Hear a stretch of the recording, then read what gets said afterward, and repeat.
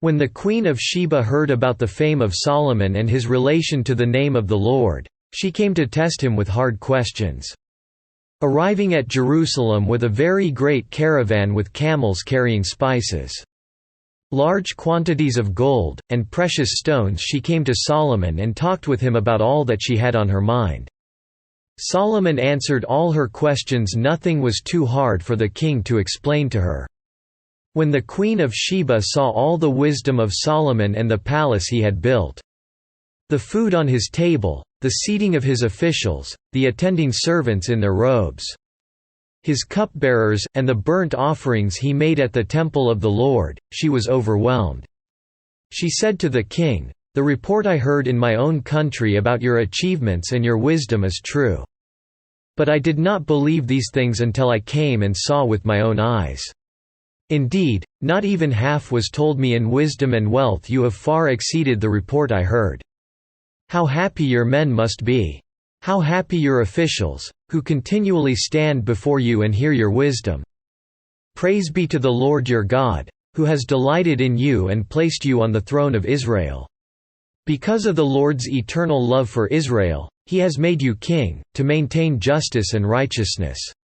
And she gave the king 120 talents of gold, large quantities of spices, and precious stones.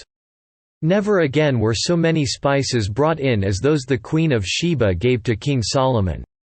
Hiram's ships brought gold from Ophir, and from there they brought great cargoes of almugwood and precious stones. The king used the almugwood to make supports for the temple of the Lord and for the royal palace, and to make harps and lyres for the musicians. So much almugwood has never been imported or seen since that day. King Solomon gave the Queen of Sheba all she desired and asked for, besides what he had given her out of his royal bounty. Then she left and returned with her retinue to her own country. The weight of the gold that Solomon received yearly was 666 talents. Not including the revenues from merchants and traders and from all the Arabian kings and the governors of the land. King Solomon made 200 large shields of hammered gold. 600 bekas of gold went into each shield. He also made 300 small shields of hammered gold, with 3 minas of gold in each shield. The king put them in the palace of the forest of Lebanon. Then the king made a great throne inlaid with ivory and overlaid with fine gold. The throne had 6 steps, and its back had a rounded top. On both sides of the seat were armrests, with a lion standing beside each of them. 12 lions stood on the 6 steps, one at either end of each step. Nothing like it had ever been made for any other kingdom.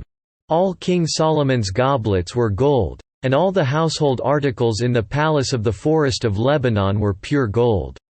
Nothing was made of silver, because silver was considered of little value in Solomon's days. The king had a fleet of trading ships at sea along with the ships of Hiram.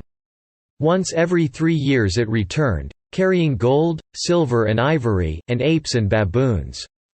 King Solomon was greater in riches and wisdom than all the other kings of the earth.